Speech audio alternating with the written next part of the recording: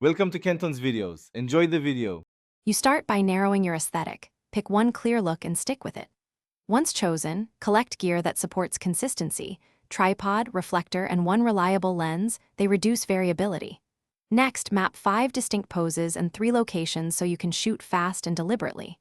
While shooting, focus on rhythm, short bursts of frames, then review. This saves time and sharpens your eye.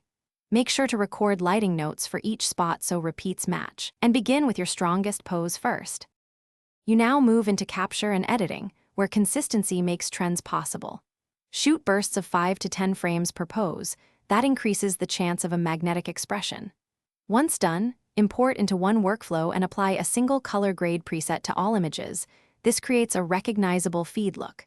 Next, do light retouching and export one master plus 3 platform-specific variants. This saves time and sharpens shareability.